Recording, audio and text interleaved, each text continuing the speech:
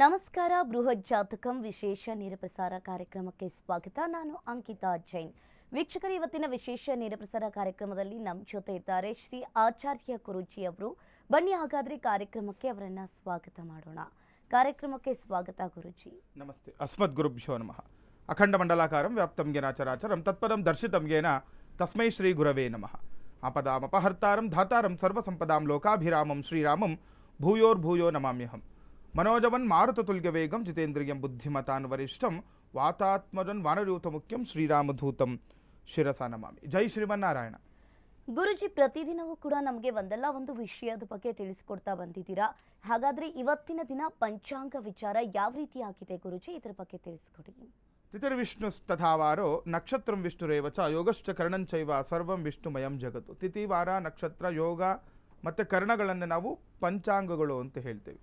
ಈ ಪಂಚಾಂಗಗಳನ್ನು ಯಾರು ದಿನನಿತ್ಯವೂ ಶ್ರವಣ ಮಾಡ್ತಾರೆ, ಅಂದರೆ ಕೇಳಿಸ್ಕೊಳ್ತಾರೆ. ಆದರೆ ಅದ್ರ ಜೊತೆ ಆ ಪಠಣ ಮಾಡೋದ್ರಿಂದ, ಹೇಳುವುದರಿಂದನೂ ಕೂಡ ನಮಗೆ ಅನೇಕ ಫಲ ಸಿಗುತ್ತೆ. ಆ ದಿನ ಕೂಡ ಅಭಿವೃದ್ಧಿ ಮಾಡುವಂತಹ ಶುಭ ಕಾರ್ಯಗಳಿಗೆ ಇದು ಅನುಕೂಲ ಆಗುತ್ತೆ ಅಂತ. ಈ ದಿನದ ಪಂಚಾಂಗವನ್ನು ನೋಡಿದಾಗ, ಈ ದಿನ ವಿಶ್ವವಸುನಾಮ ಸಂವತ್ಸರ, ದಕ್ಷಿಣಾಗಿನ ಶರದೃತು, ಕಾರ್ತೀಕ ಮಾಸ.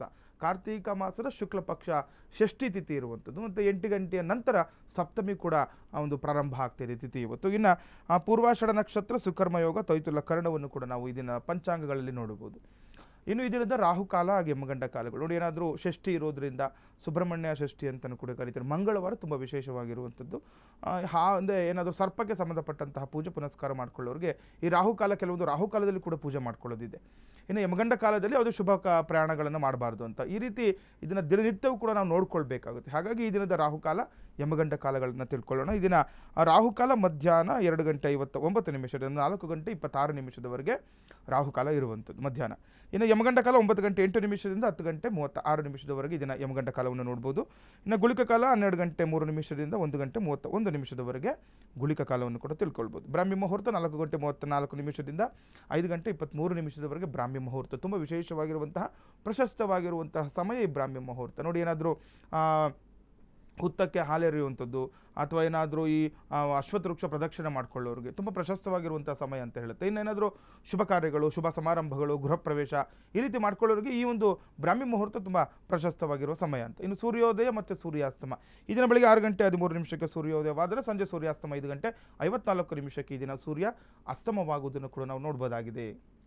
ಗುರುಜಿ, ಅದೇ ರೀತಿಯಾಗಿ ಈ ದಿನದ ದ್ವಾದಶ ರಾಶಿಗಳ ಫಲಾನುಫಲದ ಬಗ್ಗೆ ತಿಳಿಸ್ಕೊಡಿ ಗುರುಜಿ. ಮೇಷ, ವೃಷಭ, ಮಿಥುನ, ಕಟಕ, ಸಿಂಹ, ಕನ್ಯಾ, ತುಲಾ, ವೃಶ್ಚಿಕ, ಧನಸ್ಸು, ಮಕರ, ಕುಂಭ ಮತ್ತು ಮೀನರಾಶಿ. ಈ 12 ರಾಶಿಗಳನ್ನೇ ನಾವು ದ್ವಾದಶ ರಾಶಿಗಳು ಅಂತ ಹೇಳುವಂಥದ್ದು. ಇದರೊಟ್ಟಿಗೆ ದಿನನಿತ್ಯವೂ ಕೂಡ ಧಾರ್ಮಿಕ ವಿಚಾರವಾಗಿ ಪೂಜೆ ಪುನಸ್ಕಾರಗಳ ಬಗ್ಗೆ ಅಥವಾ ಜ್ಯೋತಿಷ್ಯದ ವಿಚಾರ, ವಾಸ್ತು ವಿಚಾರ, ಈ ರೀತಿ ಒಂದು ಧಾರ್ಮಿಕ ವಿಚಾರಗಳನ್ನು ದಿನನಿತ್ಯ ಕೂಡ ಒಂದೊಂದು ರೀತಿಯ ಒಂದು ವಿಷಯಗಳನ್ನು ನಾವು ತಿಳಿಸ್ತಾ ಇದ್ದೀವಿ. ಇದರೊಟ್ಟಿಗೆ ಇವತ್ತು ತುಂಬ ಒಳ್ಳೆಯ ದಿನ ಆಗಿರೋದ್ರಿಂದ ನೋಡಿ, ಷಷ್ಠಿ ಆಗಿರೋದ್ರಿಂದ, ಅದರಲ್ಲೂ ಮಂಗಳವಾರ ಇರೋದ್ರಿಂದ ಈ ಸರ್ಪಕ್ಕೆ ಸಂಬಂಧಪಟ್ಟಂತಹ ದೋಷ ಪರಿಹಾರ ಯಾವ ರೀತಿ ಮಾಡ್ಕೊಳ್ಬೇಕು ನೋಡಿ. ಕೆಲವೊಂದು ಈ ಸರ್ಪಗಳು, ಹಾವು ಕನಸಲ್ಲಿ ಬರುವಂಥದ್ದು ಇರುತ್ತೆ ಕೆಲವರಿಗೆ, ಅಥವಾ ಹಾವನ್ನೇನಾದರೂ ಈ ವಾಹನಗಳಲ್ಲಿ ಹೋಗುವಾಗ ಹಾವನ್ನ ಏನಾದರೂ ಅದು ಒಂದು ಸಾವನ್ನಪ್ಪಿದ್ರೆ, ಅದ್ರ ಮೇಲೆ ಗಾಡಿ ಹೋಗಿದ್ರೆ, ಆ ರೀತಿ ಏನಾದರೂ ನೀವು ದೋಷ ಆಗಿತ್ತು ಅಂತಂದರೆ ಅದಕ್ಕೇನು ಪರಿಹಾರ ಮಾಡ್ಕೊಳ್ಬೇಕು ಅಂತ ಇವತ್ತು ನಾನು ಈ ಒಂದು ವಿಶೇಷವಾಗಿರೋ ನೇರ ಪ್ರಸಾದದಲ್ಲಿ ನಾನು ತಿಳಿಸ್ಕೊಡುವಂಥದ್ದಾಗುತ್ತೆ. ಇನ್ನು ಪ್ರಥಮ ರಾಶಿ ಮೇಷರಾಶಿಯವ್ರಿಗೆ ನೋಡೋಣ. ಈ ದಿನ ಯಾವುದೇ ತೀರ್ಮಾನ ತೆಗೆದುಕೊಳ್ಳುವ ಮೊದಲು 2 ಬಾರಿ ಯೋಚನೆ ಮಾಡಬೇಕು. ಯಾರೆಲ್ಲ ಮೇಷರಾಶಿಗಳು ಇದರ ಗಮನದಲ್ಲಿಟ್ಕೊಳ್ಳಿ. ಏನಾದರೂ ಇವತ್ತು ಒಂದು ವೈಯಕ್ತಿಕ ವಿಚಾರದಲ್ಲಿ ಆಗಲಿ ಅಥವಾ ಯಾವುದೋ ಒಂದು ಯೋಜನೆಗೋಸ್ಕರ ಒಂದು ತೀರ್ಮಾನಗಳನ್ನು ಮಾಡುವಾಗ ಕುಟುಂಬದವರ ಜೊತೆ ಸ್ವಲ್ಪ ಮಾತಾಡುವಂಥದ್ದು ಅಥವಾ 2-3 ಬಾರಿ ಯೋಚನೆ ಮಾಡಿ ಅದನ್ನು ಕಾರ್ಯರೂಪಕ್ಕೆ ತೆಗೆದುಕೊಂಡು ಬರಬೇಕಾಗುತ್ತೆ ಮೇಷರಾಶಿಯವರು. ಇನ್ನು ತರಕಾರಿ, ಸಿಮೆಂಟ್, ಉಕ್ಕು ವ್ಯಾಪಾರಿಗಳಿಗೆ ಹೆಚ್ಚಿನ ಲಾಭ ಆಗುವ ಸಾಧ್ಯತೆಗಳು ಇದೆ ನೋಡಿ. ಯಾರೆಲ್ಲ ಮೇಷರಾಶಿಗಳು ಇರ್ತಾರೆ, ಈ ತರಕಾರಿ ಮಾರಾಟ ಮಾಡುವವರು ಅಥವಾ ಈ ಉಕ್ಕು ಮತ್ತು ಈ ಸಿಮೆಂಟ್ ವ್ಯಾಪಾರ ಯಾರೆಲ್ಲ ಮಾಡ್ತಾ ಇರ್ತಾರೆ ಅವ್ರಿಗೆ ಒಂದು ವ್ಯಾಪಾರದಲ್ಲಿ ಲಾಭ ಆಗುವಂಥದ್ದು, ಹೆಚ್ಚಿನ ಲಾಭಾಂಶ ಈ ದಿನ ನೀವು ನಿರೀಕ್ಷೆಯನ್ನು ಮಾಡ್ಬೋದಾಗಿದೆ ಮೇಷರಾಶಿಯವರು. ಇನ್ನು ವೃಷಭ ರಾಶಿಯವರಿಗೆ ಈ ದಿನ ನೋಡಿಕೊಂಡಾಗ ಸಾಧಿಸಬೇಕೆಂದು ವೃತ್ತಿ ಗುರಿಗಳತ್ತ ಕಣ್ಣಾಯಿಸಲಿದ್ದೀರಿ ಅಂತ. ಯಾರೆಲ್ಲ ವೃಷಭ ರಾಶಿಗಳು ಇರ್ತೀರಾ, ನಿಮಗೂ ಕೂಡ ಒಳ್ಳೆಯ ದಿನ ಇವತ್ತು ನೋಡಿ. ಯಾವುದೋ ಒಂದು ಭಗವಂತನ ಅನುಗ್ರಹದಿಂದ ಇವತ್ತು ಒಳ್ಳೆಯ ದಿನ, ಅದು ಮಂಗಳವಾರ ಷಷ್ಠಿ ಇರೋದ್ರಿಂದ ನೀವು ಯಾವುದಾದ್ರೂ ಸುಬ್ರಹ್ಮಣ್ಯ ದೇವಸ್ಥಾನಕ್ಕೂ ಅಥವಾ ಯಾವುದಾದ್ರೂ ದೇವಸ್ಥಾನಕ್ಕೆ ಹೋಗಿ ಒಂದು ಕುಲದೇವತೆಗಳ ದೇವಸ್ಥಾನಕ್ಕೂ ಕೂಡ ಹೋದರೆ ಅಥವಾ ಗ್ರಾಮದೇವರ ದೇವಸ್ಥಾನಕ್ಕೆ ಹೋಗಿ ಒಂದು ಅನುಕೂಲ ಆಗುವಂಥದ್ದಾಗುತ್ತೆ. ಯಾಕೆಂದರೆ ನೀವೇನು ಮಾಡಬೇಕು ಅಂದ್ಕೊಂಡಿರ್ತೀರಾ ಒಳ್ಳೆ ಮಾರ್ಗ ಗೋಚರ ಆಗುವಂಥದ್ದು ಇರುತ್ತೆ. ಇನ್ನು ಡಾಕ್ಟರ್ ವೃತ್ತಿಯಲ್ಲಿ ಟೀಕೆಗಳು ಎದುರಿಸಬೇಕಾಗುತ್ತೆ. ಯಾರೆಲ್ಲ ವೃಷಭ ರಾಶಿಯವರು ಡಾಕ್ಟರ್ಸ್ ಇರ್ತೀರ, ಸ್ವಲ್ಪ ಇವತ್ತು ಸರ್ವೇ ಸಾಮಾನ್ಯ ಡಾಕ್ಟರ್ಸ್ ಅಂದಮೇಲೆ ಕೆಲವೊಂದು ಹೊಗಳಿಕೆ ಇರುತ್ತೆ, ಇನ್ನೊಂದು ಕೆಲವರು ಟೀಕೆಗಳನ್ನು ಕೂಡ ನೀವು ಎದುರಿಸಲೇಬೇಕು. ಅದು ಇವತ್ತು ಈ ವೃಷಭ ರಾಶಿಯವರಿಗೆ ಆ ರೀತಿ ಒಂದು ಯೋಗ ಇರುವಂಥದ್ದು. ಹಾಗಾಗಿ ಸ್ವಲ್ಪ ಜಾಗೃತರಾಗಿರಬೇಕು ನಿಮ್ಮ ಒಂದು ಕೆಲಸ ಕಾರ್ಯ ಕ್ಷೇತ್ರದಲ್ಲಿ ಈ ದಿನ ವೃಷಭ ರಾಶಿಯವರು. ಇನ್ನು ಮಿಥುನ ರಾಶಿಯವರಿಗೆ ಇದನ್ನು ನೋಡಿಕೊಂಡಾಗ ನಿಮ್ಮ ಆರೋಗ್ಯದ ಬಗ್ಗೆ ಸೂಕ್ತ ಗಮನ ನೀಡಬೇಕಾಗುತ್ತೆ. ಮಿಥುನ ರಾಶಿಯವರು ಆರೋಗ್ಯದ ಕಡೆ ಗಮನ ಕೊಡಿ. ಏನಾದರೂ ಆರೋಗ್ಯ ಸಮಸ್ಯೆ ಕಾಣುವಂತಹ ನಿರೀಕ್ಷೆಯಲ್ಲಿದೆ ಇವಾಗ. ಯಾಕಂದರೆ ಗುರು ಕೂಡ ನಿಮ್ಮ ಜನ್ಮದಿಂದ ಬದಲಾವಣೆ ಆಗಿರೋದ್ರಿಂದ ಕೆಲವೊಂದು ಆರೋಗ್ಯ ಸಮಸ್ಯೆಯನ್ನು ನೀವು ಬಳಲುವಂಥದ್ದಾಗುತ್ತೆ. ಹಿಂದೆ ಯಾವುದೋ ಹಳೆಯ ಒಂದು ಆರೋಗ್ಯ ಸಮಸ್ಯೆ ಕೂಡ ಮತ್ತು ಪುನರಾವರ್ತನೆ ಆಗುವಂತಹ ನಿರೀಕ್ಷೆ ಕೂಡ ಇರುತ್ತೆ. ಇನ್ನು ಕುಟುಂಬದೊಳಗಿನ ಭಿನ್ನಾಭಿಪ್ರಾಯಗಳು ಮತ್ತು ವಿವಾದಗಳನ್ನು ತಪ್ಪಿಸಬೇಕು. ಯಾರೆಲ್ಲ ಮಿಥುನ ರಾಶಿಯಲ್ಲಿ ಇರ್ತೀರಾ, ಸಾಮಾನ್ಯವಾಗಿ ಕುಟುಂಬದಲ್ಲಿ ಒಟ್ಟಿಗೆ ಇದ್ದಾಗ ಭಿನ್ನಾಭಿಪ್ರಾಯಗಳಾಗೋದು, ಏನೋ ಒಂದು ವಿವಾದ, ಸುಮ್ಮನೆ ಮಾತಿಗೆ ಬೆಳೆದು ಜಗಳಗಳಾಗುವಂಥದ್ದೆಲ್ಲಿರುತ್ತೆ. ಅದನ್ನು ತಪ್ಪಿಸುವಟ್ಟಾಗಿ ಈ ದಿನ ಗಮನವನ್ನು ಮಿಥುನ ರಾಶಿಯವರು ಕೊಡಬೇಕಾಗುತ್ತೆ. ಇನ್ನು ಕರ್ಕಾಟಕ ರಾಶಿಯವರಿಗೆ ನೋಡಿದಾಗ ವಾಹನ ಚಲನ ಮಾಡುವಾಗ ಎಚ್ಚರಿಕೆ. ಯಾರೆಲ್ಲ ಕರ್ಕಾಟಕ ರಾಶಿಗಳು ಇರ್ತಾರೆ ಜಾಗೃತರಾಗಿರಬೇಕು. ವಾಹನಗಳಲ್ಲಿ ಓಡಾಡುವಾಗ ಇವತ್ತು ವಿನಾಕಾರಣ ಅಪಘಾತಗಳಾಗುವಂತಹ ಮುನ್ಸೂಚನೆ ಇರುವಂಥದ್ದು. ನೋಡಿ, ಈ ಒಂದು ಸಮಯಗಳಿಗೆ ಸರ್ವೇ ಸಾಮಾನ್ಯ, ಈಗ ಮಳೆ ಬರ್ತಾ ಇರುತ್ತೆ, ಯಾರೇ ಆಗಲಿ ಕೂಡ ವಾಹನದಲ್ಲಿ ಓಡಾಡುವಾಗ ಸ್ವಲ್ಪ ಜಾಗೃತರಾಗಿರೋದು ಒಳ್ಳೆಯದು. ಅದರಲ್ಲೂ ಈ ಕರ್ಕಾಟಕ ರಾಶಿಯವರಿಗೆ ಇವತ್ತು ವಾಹನದಲ್ಲಿ ಅಪಘಾತಗಳಾಗುವ ಮುನ್ಸೂಚನೆ ಇರೋದ್ರಿಂದ ಏನಾದರೂ ದೂರದ ಪ್ರಯಾಣ ಇತ್ತು ಅಂತಂದರೆ ಅಥವಾ ನೀವೇ ಏನಾದರೂ ವಾಹನ ಚಲಾವಣೆ ಮಾಡುವಾಗಲಿ ಸ್ವಲ್ಪ ಎಚ್ಚರಿಕೆಯಿಂದ ಈ ದಿನ ವಾಹನ ಚಲಾವಣೆ ಮಾಡಬೇಕಾಗುತ್ತೆ. ರಫ್ತುದಾರರಿಗೂ ಕೂಡ ಒತ್ತಡ ಹೆಚ್ಚಾಗುವಂಥದ್ದು. ಒಂದು ವಾಹನದ ವಿಚಾರವಾಗಿ ಕರ್ಕಾಟಕ ರಾಶಿಯವರಿಗೆ ಇವತ್ತು ಒತ್ತಡದ ವಾತಾವರಣನೇ. ಕೆಲವರು ನೋಡಿ ಎಲ್ಲೋ ಒಂದು ಸಾಗಾಟನೆ ಮಾಡ್ತಾ ಇರ್ತಾರೆ, ರಫ್ತು ಮಾಡ್ತಾ ಇರ್ತೀರಾ, ಅಂಥವ್ರಿಗೂ ಕೂಡ ಒತ್ತಡದ ವಾತಾವರಣ. ಇವ್ರಿಗೆ ಸಾಮಾನ್ಯವಾಗಿ ದಿನನಿತ್ಯವೂ ಕೂಡ ಒಂದೊಂದು ಒಂದು ರೀತಿಯ ಒತ್ತಡದ ವಾತಾವರಣನೇ. ಯಾಕೆಂದರೆ ಇದೆಲ್ಲ ಈ ಕೆಲಸಗಳೇ ಆ ರೀತಿ ಇರುವಂಥದ್ದು, ತುಂಬ ಕಷ್ಟದ ಕೆಲಸಗಳು. ಇದು ದೈಹಿಕ ಮತ್ತು ಮಾನಸಿಕ ಎರಡಕ್ಕೂ ಕೂಡ ಕೆಲಸ ಕೊಡುತ್ತೆ. ಆ ರೀತಿ ಇರುವಂಥ ಕೆಲಸಗಳಲ್ಲಿ ಕೆಲವೊಂದು ಒತ್ತಡಗಳು ನೀವು ಎದುರಿಸಲೇಬೇಕಾಗುತ್ತೆ. ಇವತ್ತು ಅದು ಸ್ವಲ್ಪ ಜಾಸ್ತಿ ಆಗುವಂಥದ್ದಾಗುತ್ತೆ ಕರ್ಕಾಟಕ ರಾಶಿಯವರಿಗೆ. ಇನ್ನು ಸಿಂಹರಾಶಿಯವರಿಗೆ ಇದನ್ನು ನೋಡಿಕೊಂಡಾಗ ಕಠಿಣ ಶ್ರಮಕ್ಕೆ ಸೂಕ್ತ ಪ್ರತಿಫಲ ಪಡೆಯಲಿದ್ದೀರಿ. ಯಾರೆಲ್ಲ ಸಿಂಹರಾಶಿಗಳು ಇರ್ತಾರೆ ನೋಡಿ, ಶ್ರಮಕ್ಕೆ ತಕ್ಕ ಪ್ರತಿಫಲ ಅಂತ ಹೇಳ್ತಾ ಇದ್ದಾರೆ. ಇವತ್ತು ಏನಾದರೂ ಯಾವುದೋ ಒಂದು ಕೆಲಸ ಆಗಬೇಕು ಅಂತ ಅದನ್ನು ಬಿಡದೆ ನೀವು ಅದನ್ನು ಕಾರ್ಯರೂಪಕ್ಕೆ ತೆಗೆದುಕೊಂಡು ಬಂದಾಗ ಏನಾಗುತ್ತೆ, ನಿಮ್ಮ ಶ್ರಮಕ್ಕೆ ತಕ್ಕ ಪ್ರತಿಫಲವನ್ನು ಇದನ್ನು ನೀವು ಅನುಭವಿಸ್ಬೋದು ಅಂತ. ಇಂಜಿನಿಯರಿಂಗ್ ಕ್ಷೇತ್ರದವರಿಗೆ ಹೆಚ್ಚಿನ ಲಾಭವಾಗುವ ಸಾಧ್ಯತೆ ಕೂಡ. ಸಿಂಹರಾಶಿಯವರು ಯಾರೆಲ್ಲ ಇಂಜಿನಿಯರ್ಸ್ ಇರ್ತೀರಾ, ಆ ಒಂದು ಕ್ಷೇತ್ರದಲ್ಲಿ ಅಭಿವೃದ್ಧಿ ಅಂತ ತೋರಿಸ್ತಾ ಇದೆ. ಲಾಭವಾಗುವ ನಿರೀಕ್ಷೆ ಮಾಡ್ಬೋದು ನೀವು. ಅಂದರೆ ನಿಮಗೆ ನೀವು ಒಂದು ಏನು ಕೆಲಸಗಳು ಮಾಡಿರ್ತೀರ ಅದು ನಿಮ್ಮ ಕೈ ಹಿಡಿಯುತ್ತೆ ಅಂತ, ಅದರಿಂದ ಅನುಕೂಲಗಳಾಗುವಂಥದ್ದು ಕೂಡ ಇವತ್ತು ಹೆಚ್ಚಿನ ಲಾಭಾಂಶ ಕೂಡ ಪಡ್ಕೊಳ್ಬೋದು ಸಿಂಹರಾಶಿಯವರು. ಇನ್ನು ಕನ್ಯಾ ರಾಶಿಯವರಿಗೆ ಇದನ್ನು ನೋಡಿಕೊಂಡಾಗ ವಿದ್ಯಾರ್ಥಿಗಳಿಗೆ ಅಧ್ಯಯನದಲ್ಲಿ ಆಸಕ್ತಿ ಹೆಚ್ಚಾಗುವಂಥದ್ದು. ಯಾರೆಲ್ಲ ಕನ್ಯಾ ರಾಶಿಗಳು ಇರ್ತೀರ, ವಿದ್ಯಾಭ್ಯಾಸದ ಕೂಡ ಇನ್ಮೇಲೆ ಗಮನ ಕೊಡಬೇಕು. ನೋಡಿ, ಯಾವುದೋ ಒಂದು ವಿಚಾರ ಇಲ್ಲ, ಎಕ್ಸಾಮ್ ಕಟ್ಟಿರ್ತೀರ, ಅದು ಏನೋ ಅನುತ್ತೀರ್ಣ ಆಗಿರ್ತಾರೆ, ಫೇಲ್ ಆಗಿಬಿಟ್ಟಿರ್ತೀರ, ಅದನ್ನು ಬಿಡಬಾರ್ದು. ಇವತ್ತು ನೋಡಿ ಮತ್ತೆ ಅದ್ರ ಕಡೆ ಗಮನ ಕೊಡಿ, ನಿಮಗೆ ಅದರಲ್ಲಿ ಆಸಕ್ತಿ ಹೆಚ್ಚಾಗುತ್ತೆ, ಅದರಿಂದ ಅನುಕೂಲಗಳಾಗುತ್ತೆ. ವಿದ್ಯಾಭ್ಯಾಸದಲ್ಲಿ ಯಾವತ್ತೂ ಕೂಡ ನೋಡಿ, ಯಾವತ್ತೇ ವಿದ್ಯಾಭ್ಯಾಸ ನೀವು ತೊಡ್ಕೊಂಡಾಗ ಅದು ಒಂದಲ್ಲ ಒಂದು ದಿನ ನಿಮಗೆ ಅದು ಅನುಕೂಲಗಳನ್ನು ತರುತ್ತೆ. ಹಾಗಾಗಿ ಇವತ್ತು ಆಸಕ್ತಿ ಹೆಚ್ಚಾಗುತ್ತೆ, ಅದ್ರ ಕಡೆ ಗಮನವನ್ನು ಕೊಡಬೇಕು ಕನ್ಯಾ ರಾಶಿಯವರು. ಪರೀಕ್ಷೆಗಳಲ್ಲಿ ಉತ್ತಮ ಫಲಿತಾಂಶ ಕೂಡ ಪಡ್ಕೊಳ್ತೀರಾ ಅಂತ ಹೇಳ್ತಾರೆ. ನೋಡಿ, ಕನ್ಯಾ ರಾಶಿಯವ್ರಿಗೆ ಚೆನ್ನಾಗಿದೆ. ನೋಡಿ, ಹಿಂದಿನ ದಿನಗಳಲ್ಲೇನೋ ಆಗಿರುತ್ತೆ, ಎಕ್ಸಾಮ್ಸಲ್ಲೋ ಅಥವಾ ಎಜುಕೇಷನ್ ಓದಲಿಕ್ಕೆ ಇಷ್ಟಪಡ್ತಾ ಇರಲ್ಲ, ಆದರೆ ಇವತ್ತು ಆ ಮನಸ್ಸು ಚೇಂಜ್ ಆಗುವಂತಹ ನಿರೀಕ್ಷೆ ನೀವು ಇವತ್ತು ಇಟ್ಕೊಳ್ಬೋದು. ಇವತ್ತು ಆ ರೀತಿಯಾದಾಗ ವಿದ್ಯಾಭ್ಯಾಸದ ಕಡೆ ಗಮನವನ್ನು ಕೊಡಿ, ಉತ್ತಮ ಫಲಿತಾಂಶವನ್ನು ಕೂಡ ನೀವು ಪಡ್ಕೊಳ್ಬೋದು ಕನ್ಯಾ ರಾಶಿಯವರು. ಇನ್ನು ತುಲಾರಾಶಿಯವರಿಗೆ ಇದನ್ನು ನೋಡಿಕೊಂಡಾಗ ಇದನ್ನ ನಿಮ್ಮ ಹಳೆಯ ಸ್ನೇಹಿತರನ್ನು ಭೇಟಿ ಮಾಡುವ ಸಾಧ್ಯತೆಗಳಿದೆ ಅಂತ. ಯಾರೆಲ್ಲ ಈ ತುಲಾರಾಶಿಗಳಿದ್ದೀರಾ, ನಿಮ್ಮ ಸ್ನೇಹಿತರನ್ನು ಭೇಟಿ ಮಾಡುವ ಅವಕಾಶಗಳೇನಾದರೂ ಇತ್ತು ಅಂತಂದರೆ ಇವತ್ತು ಭೇಟಿ ಮಾಡ್ಬೋದು. ಯಾಕಂದರೆ ಕೆಲವೊಂದು ವಿಚಾರದಲ್ಲಿ ಆ ಸ್ನೇಹಿತರಿಂದನೂ ಕೂಡ ನಮಗೆ ಅನುಕೂಲಗಳಾಗುತ್ತೆ. ನೋಡಿ, ಯಾರೋ ಈಗ ಕೆಲಸ ಇರಲ್ಲ ನಿಮಗೆ, ಯಾರೋ ಏನೋ ಮನೇಲಿ ಇರುವಂಥದ್ದು ಇರುತ್ತೆ, ಅಂಥವ್ರಾಗಲಿ ಅಥವಾ ಆ ಸ್ನೇಹಿತರಿಂದ ಏನೋ ಒಂದು ವಿಚಾರದಲ್ಲಿ ನಿಮಗೆ ಒಂದು ಮಾತಿನಲ್ಲೇ ಕೂಡ ಎಷ್ಟೋ ಸಹಾಯ ಆಗ್ಬೋದು, ಅಥವಾ ಹಣಕಾಸಿನ ವಿಚಾರದಲ್ಲಿ ಸಹಾಯ ಆಗ್ಬೋದು. ಏನಾದರೂ ಹಳೆಯ ಸ್ನೇಹಿತರ ಭೇಟಿ ಮಾಡುವ ಅವಕಾಶ ಇತ್ತು ಅಂತಂದರೆ ನೋಡಿ, ಕೆಲವೊಂದು ಮಾನಸಿಕವಾಗಿ ಕುಗ್ಗೋಗಿರ್ತಾರೆ, ಯಾವುದೋ ವಿಚಾರ ಯಾರ ಹತ್ರನೂ ಕೂಡ ಹೇಳಲಿಕ್ಕೆ ಆಗ್ತಾ ಇರಲ್ಲ. ಆ ರೀತಿ ವಿಚಾರಗಳನ್ನು ವಿನಿಮಯ ಮಾಡ್ಕೊಳ್ಳಿಕ್ಕೂ ಕೂಡ ಇದು ತುಂಬ ಚೆನ್ನಾಗಿರುತ್ತೆ. ಸ್ನೇಹಿತರ ಬಳಿ ಹೇಳ್ಕೊಂಡಾಗ ಎಷ್ಟೋ ನಮಗೆ ಮನಸ್ಸು ನಿರಾಳ ಆಗುವಂಥದ್ದು, ಅಥವಾ ಮಾನಸಿಕವಾಗಿ ಏನಾದರೂ ಕುಗ್ಗಿ ಹೋಗ್ತಾ ಇದ್ದರೆ ನಮಗೆ ಬಲ ಸಿಗುವಂಥದ್ದಾಗುತ್ತೆ ಇವತ್ತು ತುಲಾರಾಶಿಯವರಿಗೆ. ಇನ್ನು ಹೊಸ ಹೂಡಿಕೆಗಳ ಬಗ್ಗೆ ಹೆಚ್ಚು ಆಲೋಚನೆ ಮಾಡುವಂತಹ ನೋಡಿ, ಒಳ್ಳೆಯ ವಿಚಾರ ಅಲ್ವಾ. ನೋಡಿ, ಎಲ್ಲೋ ಏನೋ ಇನ್ವೆಸ್ಟ್ಮೆಂಟ್ ಮಾಡಬೇಕು ಅಂದ್ಕೊಳ್ತಾ ಇರ್ತೀರಾ, ಯಾರೋ ಸ್ನೇಹಿತರು ಸಿಗ್ತಾರೆ, ಅದ್ರ ಬಗ್ಗೆ ಅವ್ರ ನಾಲೆಡ್ಜ್ ಇರುತ್ತೆ, ಅದ್ರ ಬಗ್ಗೆ ಗೊತ್ತಿರೋರು ಸಿಗ್ಬೋದು, ಅವರೊಟ್ಟಿಗೆ ಮಾತಾಡಿ ಎಲ್ಲೋ ಇನ್ವೆಸ್ಟ್ಮೆಂಟ್ ಮಾಡಬೇಕು, ಎಲ್ಲೋ ಹೂಡಿಕೆ ಮಾಡಬೇಕು ಅಂದ್ಕೊಳ್ತಿರ್ತೀರಾ, ಅದು ನಿಮಗೇನಾದರೂ ಅದರಲ್ಲಿ ಅಷ್ಟು ನಿಮಗೆ ಆಸಕ್ತಿ ಅಥವಾ ಅದ್ರ ಬಗ್ಗೆ ತಿಳುವಳಿಕೆ ಇಲ್ಲ ಅಂತಂದರೆ ಇವತ್ತು ನಿಮಗೆ ಆ ತಿಳುವಳಿಕೆ ಆಗುವಂಥದ್ದಾಗುತ್ತೆ, ಅದ್ರ ಗಮನ ಕೊಡಬೇಕು. ಆ ಕೆಲಸ ಆಗಬೇಕು ಅಂತಲೇ ಇವತ್ತು ನೀವು ಮುನ್ನುಗ್ಗಿದಾಗ ಕೆಲಸ ಕಾರ್ಯಗಳು ಅನುಕೂಲಗಳು ಆಗುವಂಥದ್ದಾಗುತ್ತೆ ತುಲಾರಾಶಿಯವರಿಗೆ. ಇನ್ನು ವೃಶ್ಚಿಕ ರಾಶಿಯವರಿಗೆ ನೋಡಿದಾಗ ವಿದ್ಯಾರ್ಥಿಗಳಿಗೆ ವಿಶೇಷವಾಗಿದೆ ಅಂತ ಹೇಳ್ತಾರೆ. ಎಲ್ಲ ವೃಶ್ಚಿಕ ರಾಶಿಯವರು ನಿಮಗೂ ಕೂಡ ವಿದ್ಯಾಭ್ಯಾಸದಲ್ಲಿ ಅನುಕೂಲ ವಿಶೇಷವಾಗಿರುತ್ತೆ. ಇನ್ನು ಸ್ಪರ್ಧಾತ್ಮಕ ಪರೀಕ್ಷೆಯಲ್ಲಿ ವಿದ್ಯಾರ್ಥಿಗಳು ಯಶಸ್ವಿ ಆಗ್ತೀರಾ ಅಂತ ವೃಶ್ಚಿಕ ರಾಶಿಯವರಿಗೂ ಕೂಡ ಚೆನ್ನಾಗಿದೆ. ನೀವು ಏನು ಎಕ್ಸಾಮ್ಸ್ ಏನಾರೋದು ಈ ಸ್ಪರ್ಧಾತ್ಮಕ ಎಕ್ಸಾಮ್ಸ್ ಏನಾದ್ರು ತೊಗೊಂಡಿದ್ರೆ ನಿಮಗೆ ನೋಡಿ ಅದರಲ್ಲಿ ಯಶಸ್ವಿ ಆಗ್ತೀರಾ ಅಂತ ಹೇಳ್ತಾರೆ. ಅದಕ್ಕೆ ಬೇಕಾಗಿರುವಂತಹ ಒಂದು ಕೆಲಸ ಕಾರ್ಯಗಳನ್ನು ಓದುವಂಥದ್ದು ಅದೆಲ್ಲ ಮಾಡ್ಕೊಳ್ಳಿ, ಅದ್ರ ಕಡೆ ಗಮನ ಕೊಡಿ, ಅನುಕೂಲ ವೃಶ್ಚಿಕ ರಾಶಿಯವರಿಗೆ. ಇನ್ನು ಧನುರಾಶಿಯವರಿಗೆ ನೋಡಿದಾಗ ಹಣಕಾಸು ವಹಿವಾಟಿನ ವಿಚಾರದಲ್ಲಿ ಸ್ವಲ್ಪ ಎಚ್ಚರದಿಂದ ಇರಬೇಕು. ನೋಡಿರಲ್ಲ, ಧನುರಾಶಿಗಳು ಇರ್ತೀರ, ಹಣದ ವಿಚಾರವಾಗಿ ಸ್ವಲ್ಪ ಎಚ್ಚರಿಕೆ ಅಂತ ತೋರಿಸ್ತಾರೆ. ಜಾತಕ ಫಲದಲ್ಲಿ ಹೇಳ್ತಾ ಇದ್ದಾರೆ, ಏನಾದರೂ ವ್ಯವಹಾರ ಇಟ್ಕೊಂಡಿದ್ರು, ಈಗ ಸಾಮಾನ್ಯವಾಗಿ ಕೆಲವರು ಮಂಗಳವಾರ ಆಗಿರೋದ್ರಿಂದ ಯಾವುದೂ ಇಟ್ಕೊಳ್ಳೋದಿಲ್ಲ, ಅದು ಒಳ್ಳೆ ವಿಚಾರನೇ. ಇವತ್ತು ಯಾರಿಗೆ ಈ ಧನುರಾಶಿಯವರಿಗೆ ಹಣ ಕೊಡೋದು ಅಥವಾ ಇಸ್ಕೊಳ್ಳೋದಾಗಲಿ ಇವತ್ತು ಬೇಡ ಅಂತ ಹೇಳ್ತಾ ಇದೆ. ಯಾವುದೋ ಒಂದು, ಯಾಕಂದರೆ ಷಷ್ಠಿ ಕೂಡ ಆಗಿರೋದ್ರಿಂದ ಕೆಲವೊಂದು ಶುಭ ಕಾರ್ಯಗಳು, ಇದೆಲ್ಲ ಶುಭ ಕಾರ್ಯಗಳು ನೋಡಿ. ಹಣ ಯಾವುದೋ ಏನೋ ಒಂದು ಜಾಗ ತೊಗೊಂಡಿರ್ತೀರಾ, ಅಥವಾ ಏನೋ ಒಂದು ಆಸೆಯಿಂದ ಏನೋ ಹಣ ಇಟ್ಕೊಂಡಿರ್ತಾರೆ ಯಾವುದೋ ಒಂದಕ್ಕೆ ಇನ್ವೆಸ್ಟ್ಮೆಂಟ್ ಮಾಡಬೇಕು ಅಂತ. ಆ ಹಣ ವಹಿವಾಟು ವಿಚಾರದಲ್ಲಿ ತೊಂದರೆಗಳಾಗ್ಬಿಟ್ರೆ ತುಂಬ ಕಷ್ಟದ ದಿನಗಳು ನೋಡಬೇಕಾಗುತ್ತೆ. ಹಾಗಾಗಿ ಎಚ್ಚರಿಕೆಯಿಂದ ಇರಬೇಕು. ಹಣ ವ್ಯಯವಾಗುವ ಸಾಧ್ಯತೆ ಅಂತ ಹೇಳ್ತೇನೆ, ಮೋಸ ಮಾಡ್ತಾರೆ, ನಿಮಗೆ ಹಣ ಕಳೆದುಕೊಳ್ಳುವಂತಹ ಅವಕಾಶಗಳು ಕೂಡ ಹೆಚ್ಚಾಗಿದೆ ಇವತ್ತು ಧನುರಾಶಿಯವರಿಗೆ.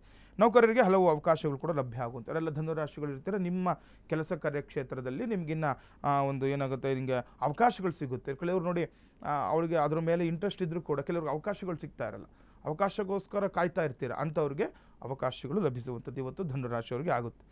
ಇನ್ನು ಮಕರ ರಾಶಿಯವರಿಗೆ ಇದನ್ನು ನೋಡಿಕೊಂಡಾಗ ನೀವು ಮೇಲಾಧಿಕಾರಿಗಳಿಂದ ಮೆಚ್ಚುಗೆ ಪಡಿತೀರಾ ಅಂತ. ಮಕರ ರಾಶಿಯವರು ಕೂಡ ಶುಭಪ್ರದ. ನಿಮ್ಮ ಮೇಲಾಧಿಕಾರಿಗಳು ನಿಮಗೆ ಒಂದು ಏನು ಅಪ್ರಿಷಿಯೇಟ್ ಮಾಡ್ತಾರೆ ಅಂತ, ಅಂದರೆ ಪ್ರಶಂಸೆ ಕೊಡ್ತಾರೆ ನಿಮಗೆ. ಯಾಕಂದರೆ ಯಾವುದೋ ಟೈಮಲ್ಲಿ ಚೆನ್ನಾಗಿ ಕೆಲಸ ಮಾಡಿರ್ತೀರ, ಅದು ಇವತ್ತು ನಿಮಗೆ ಅದಕ್ಕೆ ಪರಿಣಾಮ ಬೀರುವಂಥದ್ದಾಗುತ್ತೆ. ಮತ್ತು ಆದಾಯವೂ ಕೂಡ ಹೆಚ್ಚಾಗುವಂಥದ್ದು. ಯಾವಾಗ ಕೆಲಸ ಕಾರ್ಯದಲ್ಲಿ ತುಂಬ ಚೆನ್ನಾಗಿ ಮಾಡಿರ್ತೀವಿ, ಆದಾಯ ಅದು ಸಾಮಾನ್ಯವಾಗಿ ಅದು ಸರ್ವೇ ಸಾಮಾನ್ಯ, ಅದು ಆದಾಯ ಹೆಚ್ಚಾಗುವಂಥದ್ದು. ಹಾಗಾಗಿ ಇವತ್ತು ಒಳ್ಳೆಯ ದಿನವನ್ನು ಕೂಡ ಮಕರ ರಾಶಿಯವರು ನೋಡ್ಬೋದು. ಇನ್ನು ಕುಂಭರಾಶಿಯವರಿಗೆ ನೋಡಿದಾಗ ವ್ಯಾಪಾರದಲ್ಲಿ ಬಾಧಿಸುತ್ತಿರುವ ಸಮಸ್ಯೆಗಳು ನಿವಾರಣೆ ಆಗುತ್ತೆ. ಒಂದು ವ್ಯಾಪಾರ ಅಂತಂದರೆ ಸಮಸ್ಯೆಗಳಿದ್ದಿದ್ದೆ, ಅದು ಆ ಸಮಸ್ಯೆಗಳನ್ನು ಬಗೆಹರಿಸುವಂಥ ಗಮನವನ್ನು ಕೊಡಿ. ಅದರಿಂದ ಇವತ್ತು ಕುಂಭರಾಶಿಯವರಿಗೆ ಅನುಕೂಲ ಆಗುತ್ತೆ. ಆರೋಗ್ಯದ ಬಗ್ಗೆ ಹೆಚ್ಚು ಕಾಳಜಿ ವಹಿಸಬೇಕು. ಕುಂಭರಾಶಿಯವರು ಕೂಡ ಆರೋಗ್ಯದ ಕಡೆ ಸ್ವಲ್ಪ ಗಮನವನ್ನು ಕೊಡಿ. ಶನಿಯ ಸಾಡೆ ಪ್ರಭಾವದಿಂದನೂ ಕೂಡ ಕೆಲವೊಂದು ಆರೋಗ್ಯ ಸಮಸ್ಯೆಗಳನ್ನು ಈ ಒಂದು 5-6 ವರ್ಷಗಳಿಂದನೂ ಕೂಡ ಅನುಭವಿಸ್ಕೊಂಡು ಬರ್ತಾ ಇದ್ದೀರಾ. ಆದರೆ ಅದು ಪರಿಹಾರ ಆಗಲಿಕ್ಕೆ ನಿಮಗೆ ದಿನಗಳು ಕಾಣಿಸ್ತಾ ಇದೆ. ಹಾಗಾಗಿ ಅದ್ರ ಕಡೆ ಸ್ವಲ್ಪ ಗಮನವನ್ನು ಕೊಟ್ಟಾಗ ಅನುಕೂಲ ಆಗುತ್ತೆ ಕುಂಭರಾಶಿಯವರಿಗೆ. ಇನ್ನು ಕಡೆಯ ರಾಶಿ ಮೀನರಾಶಿಯವರಿಗೆ ನೋಡೋಣ. ಈ ದಿನ ವ್ಯಾಪಾರಿಗಳಿಗೆ ಶ್ರಮಕ್ಕೆ ತಕ್ಕ ಪ್ರತಿಫಲ ದೊರಕುವಂಥದ್ದು. ಮೀನರಾಶಿಯವ್ರಿಗೂ ಕೂಡ ವ್ಯಾಪಾರಸ್ಥರು ಯಾರಲ್ಲಿ ಇರ್ತೀರಾ, ಶ್ರಮಕ್ಕೆ ತಕ್ಕ ಪ್ರತಿಫಲ ಅಂತ ಹೇಳ್ತಾರೆ. ನೀವು ಸೋಂಬೇರಿತನ ಮಾಡಿದ್ರೆ, ಮೀನರಾಶಿಯ ಜನ್ಮದಲ್ಲಿ ಶನಿ ಇರೋದ್ರಿಂದ ಸೋಂಬೇರಿತನ ಏನಾಗುತ್ತೆ, ಅಜಾಗರೂಕತೆ ಇರುತ್ತೆ, ಸೋಂಬೇರಿತನ ಇರುತ್ತೆ. ಆ ರೀತಿ ಇದ್ದರೆ ನಿಮಗೆ ವ್ಯಾಪಾರ ಆಗೋದಿಲ್ಲ ಅದು. ಹಾಗಾಗಿ ಆ ಸೋಂಬೇರಿತನ ಬಿಟ್ಟು ವ್ಯಾಪಾರದ ಕಡೆ ಗಮನವನ್ನು ಕೊಡಿ, ನಿಮಗೆ ಶ್ರಮಕ್ಕೆ ತಕ್ಕ ಪ್ರತಿಫಲ ಸಿಗುತ್ತೆ. ಮತ್ತು ನಿಮ್ಮ ಕುಟುಂಬ ಸದಸ್ಯರೊಂದಿಗೆ ಸಂಬಂಧ ಕೂಡ ಹೆಚ್ಚು ಬಲಗೊಳ್ಳುತ್ತೆ ಅಂತ ಹೇಳ್ತೇವೆ. ಒಳ್ಳೆ ವಿಚಾರ, ಕುಟುಂಬದವರ ಜೊತೆ ಒಂದು ಏನೋ ಒಂದು ವಿಚಾರಕ್ಕೆ ಜಗಳ ಆಗಿರುತ್ತೆ, ಏನೋ ಒಂದು ಆಗಿರುತ್ತೆ, ಅದನ್ನು ಬಗೆಹರಿಸ್ಕೊಳ್ಳೋ ಕಡೆ ಗಮನವನ್ನು ಕೊಡಿ. ಇವತ್ತು ಮೀನರಾಶಿಯವರಿಗೆ ಕುಟುಂಬದಲ್ಲಿ ಕೂಡ ಸಂಬಂಧ ಬಲಗೊಳ್ಳುವಂಥದ್ದಾಗುತ್ತೆ ದಿನ. ನೀವು ಕೂಡ ಗುರೂಜಿಯವರನ್ನ ನೇರವಾಗಿ ಭೇಟಿ ಮಾಡಬಹುದು. ಸ್ಕ್ರೀನಲ್ಲಿ ಪ್ಲೇ ಆಗ್ತಾ ಇರುವ ನಂಬರನ್ನು ಸಂಪರ್ಕಿಸಿ. ಗುರುಜಿ, ಈ ದಿನದ ಧಾರ್ಮಿಕ ಚಿಂತನೆಯಲ್ಲಿ ಯಾವ ವಿಚಾರದ ಬಗ್ಗೆ ತಿಳಿಸ್ಕೊಡ್ತಾ ಇದ್ದೀರಾ?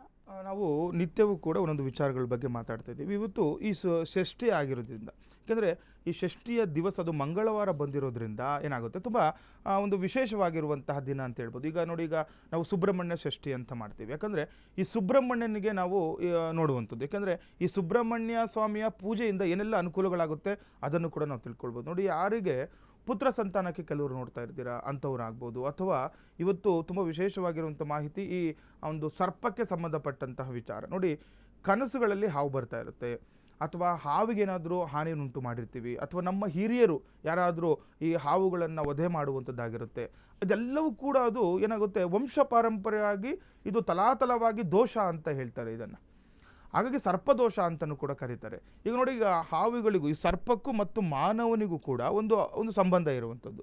ಅದ್ರ ಜೊತೆ ದೇವತೆಗಳಿಗೂ ಕೂಡ ಸಂಬಂಧ ಇದೆ. ನೋಡಿ, ನಾವು ಈ ಹಾವನ್ನು ಶಿವನ ಒಂದು ಕೊರಳಲ್ಲಿ ಕೂಡ ಹಾವನ್ನು ನೋಡ್ತೀವಿ ನಾವು. ಇನ್ನು ಒಂದು ವಿಷ್ಣುವಿನ ಹಾಸಿಗೆಯಾಗಿಯೂ ಕೂಡ ನಾವು ನೋಡ್ತೀವಿ. ಇನ್ನು ಒಂದು ಗಣಪತಿಯ ಹೊಟ್ಟೆಯಲ್ಲೂ ಕೂಡ ಹಾವನ್ನು ನೋಡ್ತೀವಿ. ಯಾಕಂದರೆ ಈ ಹಾವನ್ನು ದೇವತೆ, ನಾಗದೇವತೆ ಅಂತಲೂ ಕೂಡ ನಾವು ಕರಿತೀವಿ, ಸರ್ಪರಾಜ ಅಂತ ಹೇಳುವಂಥದ್ದು. ಇದರೊಟ್ಟಿಗೆ ಮತ್ತೆ ಕಾರ್ಕೋಟಕ ಅಂತ ಕೂಡ ಹೇಳ್ತಾರೆ.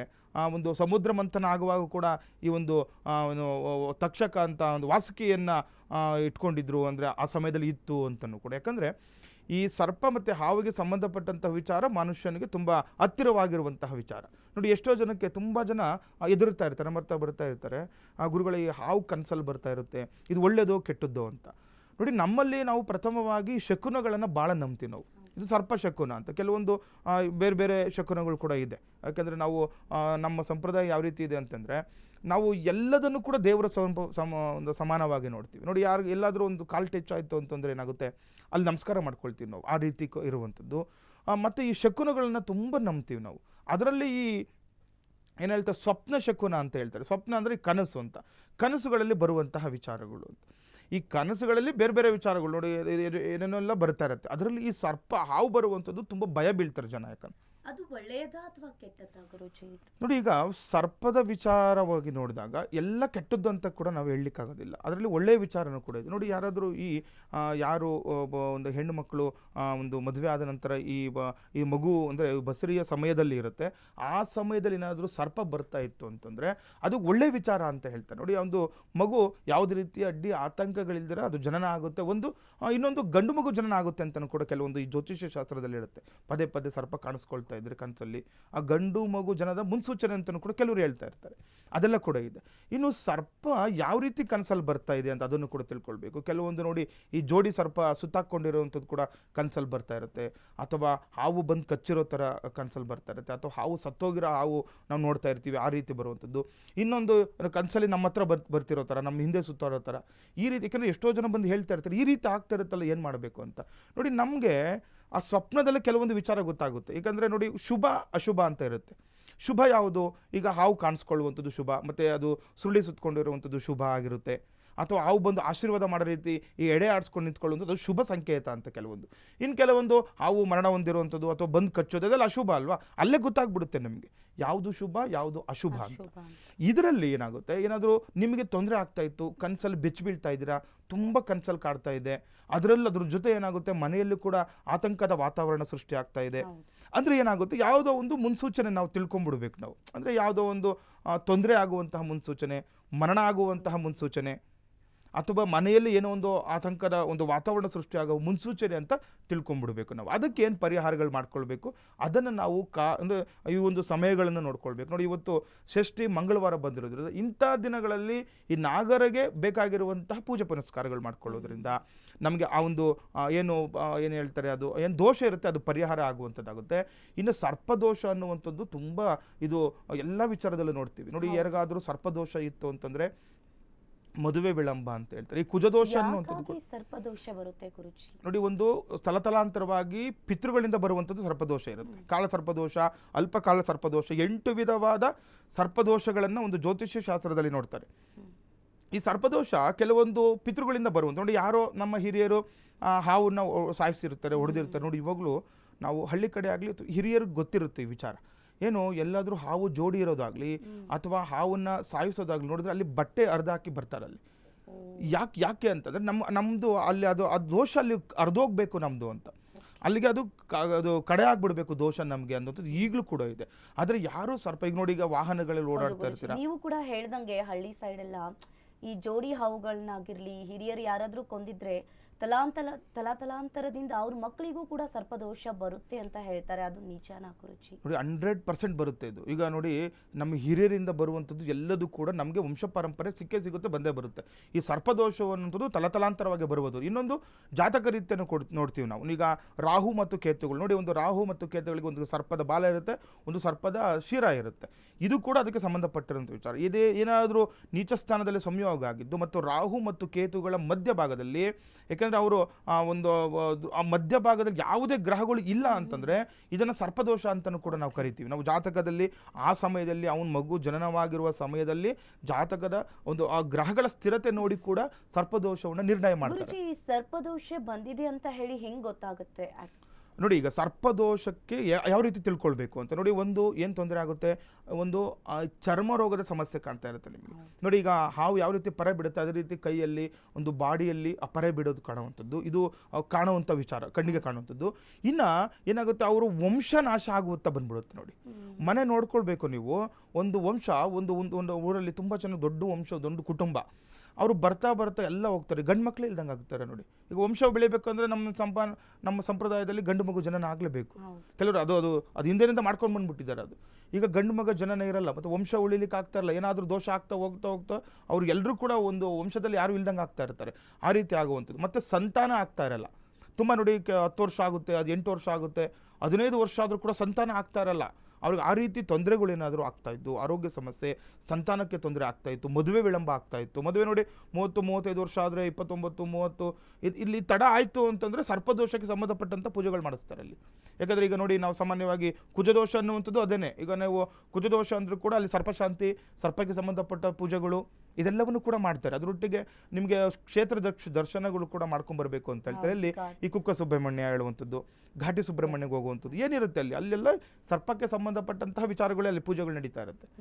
ಅದ್ರ ಜೊತೆ ನಾವು ಹೌದು ನೋಡಿ, ಈಗ ಯಾವಾಗ ಯಾವುದಕ್ಕೆ ಏನು ಪರಿಹಾರ ಮಾಡ್ಕೊಳ್ಬೇಕು ತಿಳ್ಕೊಳ್ಬೇಕು. ನಿಮಗೆ ಕೆಲವು ನಾನು ಹೇಳಿದ 8 ರೀತಿಯ ಸರ್ಪದೋಷಗಳು ಅಂತ. ನಾವು ಈ ಕೇರಳ ಕಡೆ ಹೊತ್ತಂದ್ರೆ ತುಂಬ ಚೆನ್ನಾಗಿ ಸರ್ಪಕ್ಕೆ ಸಂಬಂಧಪಟ್ಟಂತಹ ಪೂಜೆಗಳನ್ನು ಮಾಡ್ತಾರೆ. ಈಗ ನಮ್ಮ ಭಾಗದಲ್ಲಿ ಹೌದು ನಾಗಾರಾಧನೆ ಎಲ್ಲ ತುಂಬ ಚೆನ್ನಾಗಿ ಮಾಡ್ತಾರೆ. ನಮ್ಮ ಕಡೆ ಸ್ವಲ್ಪ ಕಡಿಮೆ ಇದೆ. ಇಲ್ಲೆಲ್ಲ ಈ ನಾವು ನಾಗರ ಪಂಚಮಿ ದಿನ ಪೂಜೆ ಮಾಡುವಂಥದ್ದು ನಾವು ಅಷ್ಟೇ. ನಾವು ಯಾಕಂದರೆ ನಾವು ಒಂದೊಂದು ಪ್ರಾಂತದಲ್ಲಿ ಒಂದೊಂದು ರೀತಿಯ ಆಚರಣೆಗಳು, ಪೂಜೆ ವಿಧಿವಿಧಾನಗಳಿರುತ್ತೆ. ನಾವು ಅಷ್ಟೇ, ನಾವು ಜಾಸ್ತಿ ಹಚ್ಕೊಂಡಿಲ್ಲ, ಅಷ್ಟೊಂದು ಜಾಸ್ತಿ ಪೂಜೆ ಪುನಸ್ಕಾರಗಳನ್ನು ಮಾಡ್ತಾ ಇಲ್ಲ. ನಮ್ಮ ಜ್ಯೋತಿಷ್ಯ ಶಾಸ್ತ್ರದ ಪ್ರಕಾರವಾಗಿ ಒಂದು 8 ರೀತಿಯ ಒಂದು ಪರಿಹಾರಗಳನ್ನು ಕೂಡ ಹೇಳಿದ್ದಾರೆ.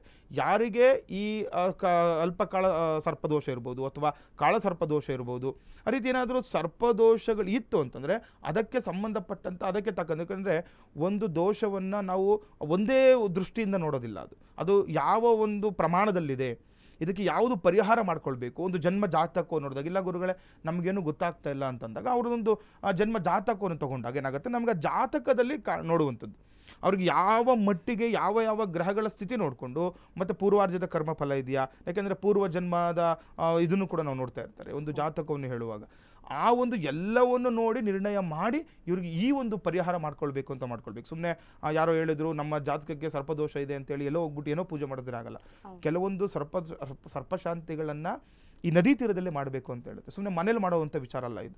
ಈ ಸರ್ಪಶಾಂತಿ ಅಥವಾ ಕಾಳಸರ್ಪ ದೋಷ ಶಾಂತಿ ಅಥವಾ ಏನೋ ಒಂದು ಯಾಗ ಮಾಡ್ತೀವಿ, ಹೋಮ ಮಾಡಿಸ್ಬೇಕು ಅಂತಂದರೆ ಇದು ಮನೇಲಿ ಮಾಡುವಂಥ ವಿಚಾರ ಅಲ್ಲ. ಇದಕ್ಕೆ ಪರಿಹಾರ ಈಗ ಘಾಟಿ ಸುಬ್ರಹ್ಮಣ್ಯ ಆಗಿರಲಿ, ಕುಕ್ಕೆ ಸುಬ್ರಹ್ಮಣ್ಯಕ್ಕೆ ಹೋಗಿ ಆದಮೇಲೆ ಆ ಚರ್ಮ ರೋಗ ಪರಿಹಾರ ಆಗುತ್ತಾ? ಅದಕ್ಕೇನಾದರೂ ಔಷಧಿಗಳನ್ನು ಡಾಕ್ಟರ್ ಸಜೆಸ್ಟ್ ಮೇಲೆ ಆ ಥರ ಏನಾದರೂ ತೋರಿಸ್ಕೋಬಹುದಾ ಗುರುಜಿ? ನೋಡಿ, ಒಂದು ಚರ್ಮ ಸಮಸ್ಯೆ ಅನ್ನುವಂಥದ್ದು ಬರೀ ನಾವು ಸರ್ಪದೋಷದಿಂದನೇ ಬರುತ್ತೆ ಅಂತ ಹೇಳಲಿಕ್ಕಾಗೋದಿಲ್ಲ. ನೋಡಿ, ಇವಾಗ ಯಾರಿಗೆ ಈಗ ಕೆಲವೊಂದು ಅವರ ಆಹಾರ ಪದ್ಧತಿಯಿಂದನೂ ಕೂಡ ಅದು ಬರ್ಬೋದು, ಅಥವಾ ಏನೋ ಬೇರೆ ವಿಚಾರದಿಂದ ಹೊರಗಡೆಯಿಂದ ಕೆಲವೊಂದು ಬರುವಂಥದ್ದಾಗುತ್ತೆ. ಅದಕ್ಕೆ ನಮಗೆ ಈ ಏನಂತ ಈ ಒಂದು ಹಾಸ್ಪಿಟಲ್ಸಲ್ಲಿ ನಮಗೆ ವೈದ್ಯರ ಬಳಿ ಅದಕ್ಕೆ ನಮಗೆ ಪರಿಹಾರ ಇದೆ. ನಮಗೆ ನೋಡಿ, ಯಾರಿಗೆ ಈಗ ಕೆಲವರು ನೋಡಿ ಏನೋ ಆಗುತ್ತೆ, ಒಂದೇನೋ ಕ್ರೀಮ್ ಏನೋ ಹಚ್ಕೊಂಡು ಅದು ಹೋಗ್ಬಿಡುತ್ತೆ. ಅದು ಆ ಥರ ಇದ್ದರೆ ಏನಾವುದು ಅವಶ್ಯಕತೆ ಇಲ್ಲ. ನಾವು ವೈದ್ಯರ ಬಳಿ ಹೋಗಿ ಕೂಡ ನಮಗೇನೂ ಪರಿಹಾರ ಸಿಗ್ತಾ ಇಲ್ಲ, ಗುರುಗಳಿಗೆ ಎಷ್ಟು ಸರಿ ಹೋಗ್ತೀವಿ, ಏನೋ ಒಂದು ಹಾಸ್ಪಿಟಲ್ಗೆ ಹೋಗಿ ಬಂದಾಗ ಸ್ವಲ್ಪ ದಿನ ಮಾತ್ರ ನಮಗೆ ಚೆನ್ನಾಗಿರುತ್ತೆ, ಮತ್ತು ಅದೇ ಥರ ನಮಗೆ ಆಗ್ತಾ ಇತ್ತು ಅಂತಂದರೆ ಅಲ್ಲಿ ನಾವು ಪೂಜೆ ಪುನಸ್ಕಾರಗಳ ಬಗ್ಗೆ ಹೋಗಬೇಕಾಗುತ್ತೆ. ಏಕೆಂದರೆ ಎಲ್ಲ ವಿಚಾರಕ್ಕೂ ನಾವು ಇದನ್ನೇ ಹೇಳಲಿಕ್ಕಾಗೋದಿಲ್ಲ ನಾವು. ಹಾಗಾಗಿ ಯಾರಿಗೆ ಯಾವ ರೀತಿ ಇದೆ ಅದನ್ನು ತಿಳ್ಕೊಳ್ಬೇಕು. ಈಗ ಹೇಳಿದೆ ನಾನು, ಏನು ಗುರುಗಳು ಹೇಳ್ಬಿಟ್ರು ಯಾವುದೋ ಸರ್ಪದೋಷ ಅಂತೆ, ನಮ್ಮ ಚರ್ಮ ರೋಗ ಅಂತೆ, ಅದಕ್ಕೂ ಇದಕ್ಕೆ ಏನು ಸಂಬಂಧ ಅಂತ ಕೇಳ್ತಾರೆ ಇವಾಗ. ಯಾಕಂದರೆ ಕೆಲವೊಂದು ನೋಡಿ ವೈಜ್ಞಾನಿಕ ವಿಚಾರ ಅದು ಬೇರೆ ಇರ್ಬೋದು. ನಾವೆಲ್ಲದಕ್ಕೂ ಕೂಡ ನಮ್ಮ ಸಂಪ್ರದಾಯ ನೋಡಿ ನಾವು ನಂಬ್ತೀವಿ. ನಾನು ಹೇಳಿದೆ ಏನು ಶಕುನಗಳನ್ನ ನಾವು ನಂಬ್ತಾ ಇದ್ದೀವಿ ಅಂತ, ಅದಕ್ಕೂ ಬೇರೆ ವೈಜ್ಞಾನಿಕ ವಿಚಾರಗಳು ಸಂಬಂಧ ಇಲ್ಲ. ಕೆಲವರು ಏನು ಹೇಳ್ತಾರೆ, ನಿಮ್ಮ ಇಷ್ಟ ನೀವು ಮಾಡ್ಕೊಳ್ಳಿ, ನನ್ನ ನಂಬಿಕೆ ನಮಗೆ. ಈಗ ನೋಡಿ, ಯಾರೋ ಬೆಕ್ಕು ಅಡ್ಡ ಹೋಯ್ತು ಅಂದ್ಕೊಳ್ಳಿ, ನಮ್ಮವರು ಹಿರಿಯರು ಇವಾಗಲೂ ಕೂಡ ಕಾರಲ್ಲಿ ಹೋಗ್ಬೇಕಾದ್ರೂ ಕೂಡ ಗಾಡಿ ನಿಲ್ಲಿಸಬೇಕು ಅಂತ ಹೇಳ್ತಾರೆ.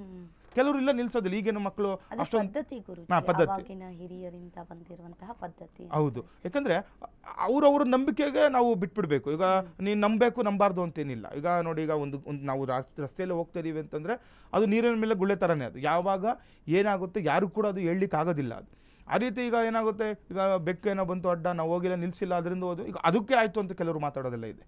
ಹಾಗಾಗಿ ನಮ್ಮ ನಂಬಿಕೆಗಳು ನಮ್ಮ ಇರುವಂಥದ್ದು. ಹಾಗಾಗಿ ಯಾರಿಗೆ ಕನಸಲ್ಲಿ ಸರ್ಪ ಬರ್ತಾಯಿದೆ, ಕೆಲವೊಂದು ಸರಳ ಪರಿಹಾರಗಳನ್ನು ಕೂಡ ನಾನು ಹೇಳ್ತೀನಿ. ಈಗ ಇನ್ನೊಂದು ಈ ಸರ್ಪ ಶಾಂತಿ ಮಾಡಿಸ್ಕೊಳ್ಳುವಂಥದ್ದು, ಅಥವಾ ಕೆಲವರು ಮೋಕ್ಷನಾರಾಯಣ ಬಲಿ ಎಲ್ಲ ಮಾಡಿ ಅಲ್ಲಿ ಸರ್ಪಶಾಂತಿ ಮಾಡಿ ಸರ್ಪ ಸಂಸ್ಕಾರಗಳನ್ನು ಮಾಡಿ ನದಿ ತೀರದಲ್ಲಿ ಸ್ನಾನಾದಿಗಳನ್ನು ಮಾಡಿಸಿ ಬಟ್ಟೆ ಬಿಡಿಸುವಂಥದ್ದೆಲ್ಲ ಮಾಡಿಸ್ತಾರೆ. ಯಾಕಂದರೆ ಏನೇ ಪೂರ್ವ ಜನ್ಮದ ಏನೇ ದೋಷಗಳಿದ್ದರೂ ಕೂಡ ಅದು ನಿವಾರಣೆ ಆಗಿ ಅಲ್ಲಿಗೆ ಹರಿದೋಗ್ಬಿಡ್ಲಿ ನೀರಲ್ಲಿ ಅಂತ. ಯಾಕಂದರೆ ಅದಕ್ಕೋಸ್ಕರನೇ ನದಿ ತೀರಗಳಲ್ಲಿ ಅಥವಾ ಸಮುದ್ರ ದಡದಲ್ಲಿ ಈ ಪೂಜೆಗಳನ್ನು ಮಾಡುವಂಥದ್ದಿದೆ.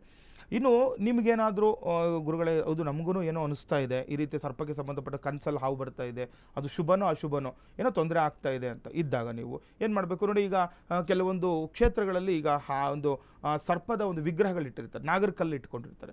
ಕೆಲವರು ನೋಡಿ ಏನಾಗುತ್ತೆ, ಹಾವು ಏನಾದರೂ ಹೊಡೆದಿದ್ರು ಈಗ ಮನೆ ಕಟ್ಟಬೇಕಾದ್ರೆ ಊರಲ್ಲಿ ಅಥವಾ ಎಲ್ಲೋ ಅವರು ಹೊಲ ಗದ್ದೆಗಳಲ್ಲಿ ಏನು ಮನೆ ಕಟ್ಟಬೇಕಂತ ಇರ್ತಾರೆ. ಆ ಟೈಮಲ್ಲಿ ಏನಾದರೂ ಹಾವು ಹೊಡೆದಿದ್ರು ಅಥವಾ ಏನೋ ಕೆಲಸ ಮಾಡುವಾಗ ಹಾವು ಬಂದರೆ ಯಾರು ಹಾವು ಬಂತು ಅಂತ ಪೂಜೆ ಮಾಡೋದಿಲ್ಲ, ಹೊಡೆದಾಕ್ತಾರೆ. ಇವಾಗ ಈ ಕಾಲ ಹಂಗಿದೆ, ಯಾವ ಕಾಲ ಆದರೂ ಅಷ್ಟೇ ಅದು. ಹಾಗಾಗಿ ಆ ರೀತಿ ಏನಾದರೂ ಒಂದು ಒಂದು ಏನು ಹೇಳ್ತಾರೆ ಆ ಸಮಯಕ್ಕೆ ಆಗಿರುವಂತಹ ಏನಾಗುತ್ತೆ ತೊಂದರೆಗಳಿಗೆ, ಅಪಚಾರಗಳಿಗೆ ಮುಕ್ತಿ ಸಿಗಬೇಕು, ನಮಗೆ ಪರಿಹಾರ ಸಿಗಬೇಕು ಅಂತಂದರೆ ನಿಮ್ಮ ಸ್ಥಳದಲ್ಲಿ ನೀವು ಒಂದು ನಾಗರಿಕಲ್ ಪ್ರತಿಷ್ಠೆ ಮಾಡ್ಕೊಳ್ಳುವಂಥದ್ದು. ಈಗ ಸಾಮಾನ್ಯವಾಗಿ ಹೊಲ ಗದ್ದೆಗಳಲ್ಲಿ ಎಷ್ಟೋ ಹೊಲ ಗದ್ದೆಗಳು ನಾವು ನೋಡಿರ್ತೀವಿ, ನಾಗರಿಕಲ್ ಪ್ರತಿಷ್ಠೆ ಆಗಿರುತ್ತೆ ಅಲ್ಲಿ, ಆಯಿತಾ. ಅಲ್ಲಿ ಪ್ರತಿಷ್ಠೆ ಮಾಡುವಂಥದ್ದು ಒಂದು ಪರಿಹಾರ ಆಗಿರುತ್ತೆ. ಇಲ್ಲ ನಿಮಗೆ ಪ್ರತಿಷ್ಠೆ ಮಾಡಿ ಪೂಜೆ ಮಾಡಲಿಕ್ಕೆ ನಮ್ಗೆ ಅವಕಾಶಗಳಿಲ್ಲ ಗುರುಗಳೇ ಅಂತ ಕೆಲವರು ಕೇಳ್ಕೊಳ್ಳೋರು ಏನು ಮಾಡಬೇಕು, ನಿಮ್ಮ ಗ್ರಾಮದಲ್ಲಿ ಕೂಡ ಎಲ್ಲ ಗ್ರಾಮದಲ್ಲೂ ಕೂಡ ನಾಗರಿಕಲ್ ಇದ್ದೇ ಇರುತ್ತೆ. ಈಗ ಯಾಕೆಂದರೆ ಈಗ ಅಶ್ವತ್ಥ ವೃಕ್ಷದ ಅಥವಾ ಬೇವಿನ ಮರ ಎರಡೂ ಜೊತೆಲಿರೋ ಅಲ್ಲಿ ನಾಗರಕಟ್ಟೆ ನಾಗರಕಲ್ಲು ಅಂತ ಇಟ್ಟಿರ್ತಾರೆ. ಅಲ್ಲಿ ಹೋಗಿ ನೋಡಿ, ಇವತ್ತು ಷಷ್ಠಿ ಮಂಗಳವಾರಗಳು ತುಂಬ ಶುಭಪ್ರದ ಆಗಿರುತ್ತೆ. ಇವತ್ತು ಬೆಳಗ್ಗೆ ನಾವು ಸೂರ್ಯೋದಯಕ್ಕೆ ಷಷ್ಠಿ ಇರೋದ್ರಿಂದ ಸಪ್ತಮಿ ನಂತರ ಬರುತ್ತೆ, ಆದರೆ ಸೂರ್ಯೋದಯಕ್ಕೆ ಷಷ್ಠಿ ಇರೋದ್ರಿಂದ ಇವತ್ತು ನಾವು ಷಷ್ಠಿಯ ಪೂಜೆ ನಾವು ಮಾಡ್ಬೋದು. ಈ ಸಮಯದಲ್ಲಿ ಏನು, ಈ ನಾಗರಕಲ್ಲಿಗೆ ಹಾಲನ್ನು ಎರೆಯುವುದರಿಂದ ಕೆಲವರು ಹಾಲಿನ ಅಭಿಷೇಕ ನೋಡಿ, ಅದನ್ನು ಕೂಡ ಏನೇನೋ ಮಾತಾಡ್ತಾರೆ, ನಾಗರು ಹಾಲು ಕುಡಿಯಲ್ಲ ಅದು ಇದು ಎಲ್ಲ ಹೇಳ್ತಾ ಇದ್ದಾರೆ. ಇದು ನಮ್ಮ ಸಂಪ್ರದಾಯ. ಇದು ಕ್ಷೀರ, ನಾವು ಹಾಲನ್ನು ನೋಡ್ತೀವಿ, ನಾವು ಹಾಲು ಪರಿಶುದ್ಧಿಯ ಸಂಕೇತ. ನೋಡಿ ಏನಾಗುತ್ತೆ, ನಾವು ಹಾಲಿನಿಂದ ಅಭಿಷೇಕ ಮಾಡಿದಾಗ ಕ್ಷೀರಂ ಕ್ಷೀಯತೆ ಪಾಪಂ ಅಂತ, ಕ್ಷೀಣತೆ ಪಾಪಂ ಅಂತ, ಅಂದರೆ ಈ ಪಾಪಗಳನ್ನು ಪರಿಹಾರ ಮಾಡುತ್ತೆ ಅಂತ, ನಮಗೆ ಆಗಿರುವಂತಹ ನಾಗದೋಷ ಪಾಪಗಳನ್ನು ಪರಿಹಾರ ಮಾಡುತ್ತೆ ಹಾಲಿನಿಂದ ಅಂತ. ಅದನ್ನು ಅಭಿಷೇಕ ಮಾಡಿದಾಗ ನಮಗೇನಾಗುತ್ತೆ, ಅಲ್ಲಿ ಅಭಿಷೇಕ ಮಾಡಿ ಮತ್ತು ಅದು ಜಲ ಸ್ನಾನ ಎಲ್ಲ ಮಾಡಿಸಿ ಅದಕ್ಕೆ ಅರಿಶಿನ ಕುಂಕುಮ ಒಂದು ಯಾವುದಾದ್ರೂ ಹೂ ಹಾಕಿ ಅದಕ್ಕೆ ಧೂಪ ದೀಪಗಳಿಂದ ಪೂಜೆ ಮಾಡಿ ನಮಸ್ಕಾರ ಮಾಡಿ ಬಂದರೆ ಏನಾಗುತ್ತೆ, ಕೆಲವೊಂದು ಮಾನಸಿಕವಾಗಿ ಕೂಡ ನಮ್ಗೆ ಅನುಕೂಲ ಆಗುತ್ತೆ. ಯಾಕಂದರೆ ಯಾವುದೋ ಸರ್ಪ ಕನಸಲ್ಲಿ ಬರ್ತಿರುವಂಥದ್ದು ಹೋಗುವಂಥದ್ದು ಇದೆಲ್ಲ ಕೂಡ ಪರಿಶ್ರಮನ ಆಗುವಂಥದ್ದಾಗುತ್ತೆ. ಗುರುಜಿ, ಇವತ್ತಿನ ವಿಶೇಷ ಕಾರ್ಯಕ್ರಮದಲ್ಲಿ ಸಾಕಷ್ಟು ಮಾಹಿತಿನ ತಿಳಿಸ್ಕೊಟ್ರಿ, ಧನ್ಯವಾದಗಳು. ಲೋಕ ಸಮಸ್ತ ಸುಖಿನೋ ಭವಂತು, ಸಮಸ್ತ ಸನ್ಮಂಗಳಾನಿ ಭವಂತು. ಶ್ರೀಮತೇ ರಾಮಾನುಜಾಯ ನಮಃ. ನೀವು ಕೂಡ ಗುರೂಜಿಯವರನ್ನ ನೇರವಾಗಿ ಭೇಟಿ ಮಾಡಬಹುದು. ಸ್ಕ್ರೀನಲ್ಲಿ ಪ್ಲೇ ಆಗ್ತಾ ಇರುವ ನಂಬರನ್ನು ಸಂಪರ್ಕಿಸಿ. ನೋಡಿದ್ರಲ್ಲ ವೀಕ್ಷಕರೇ, ಇದಾಗಿತ್ತು ಇವತ್ತಿನ ವಿಶೇಷ ನೇರ ಪ್ರಸಾರ ಕಾರ್ಯಕ್ರಮ. ನೋಡ್ತಾ ಇರಿ ಅಶ್ವವೇಗ ನ್ಯೂಸ್, ಇದು ಸತ್ಯಾನ್ವೇಷಣೆಯ ಓಟದಲ್ಲಿ.